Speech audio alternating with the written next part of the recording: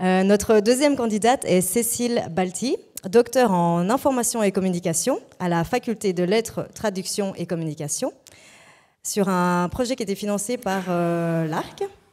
Le titre de sa thèse est « Reproduire ou contester les catégories de la migration, réflexivité politique et langagière des acteurs militants autour de la nomination des personnes ». Le titre vulgarisé est « Peser ces mots pour dire la migration ». Cécile, est-ce que c'est bien ta diapositive? C'est bien ma diapositive, oui. Es-tu prête? Je suis prête. Alors à toi de jouer.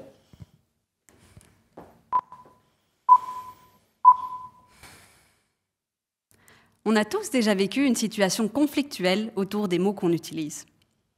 Vous savez, lorsque l'on parle de genre ou de migration le dimanche après-midi au repas de famille, la conversation s'anime, votre cousine militante insiste pour utiliser des mots plus inclusifs comme « personne en migration » ou le pronom « yel ». Et papy, de son côté, finit toujours par bougonner un « de toute façon, on ne peut plus rien dire », l'air offusqué. Ça vous dit quelque chose? Décodons la situation. Comme ma cousine insiste pour utiliser des dénominations inclusives, elle souligne en réalité l'impact des mots sur les personnes que l'on nomme.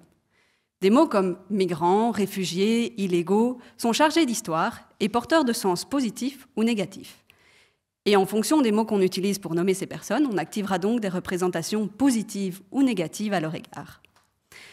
Mais ce qui fait tiquer mon grand-père, c'est que ces images attachées aux mots ne sont pas stables.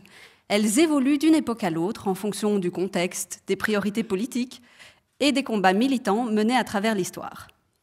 Alors que de son temps, certains mots étaient couramment utilisés, ils sont aujourd'hui devenus tabous, inaudibles pour les nouvelles générations. Comment ma cousine pourrait donc convaincre sereinement son grand-père? C'est la question que je me suis posée dans ma thèse. Je me suis intéressée à la manière dont les associations militantes de défense des droits des migrants réfléchissent au langage, à la manière dont elles choisissent leurs mots pour convaincre monsieur et madame tout le monde. C'est ce qu'on appelle la réflexivité langagière.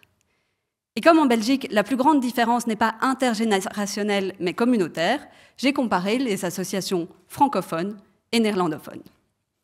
Résultat, les associations sont unanimes. On ne peut pas dire la même chose de part et d'autre de la frontière linguistique. Le mot régularisation, par exemple, est l'une des revendications clés des sans-papiers du côté francophone. Pourtant, ce mot est inaudible du côté néerlandophone en raison d'un climat politique plus crispé autour des questions migratoires.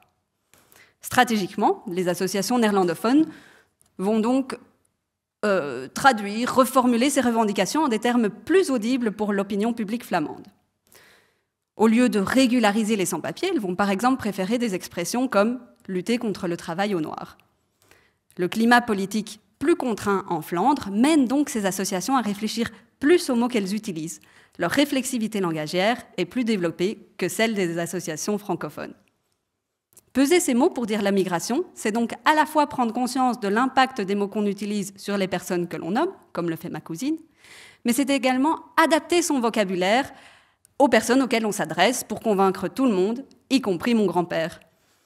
Vous saurez dorénavant comment convaincre tout le monde lors de votre prochaine réunion de famille. Merci.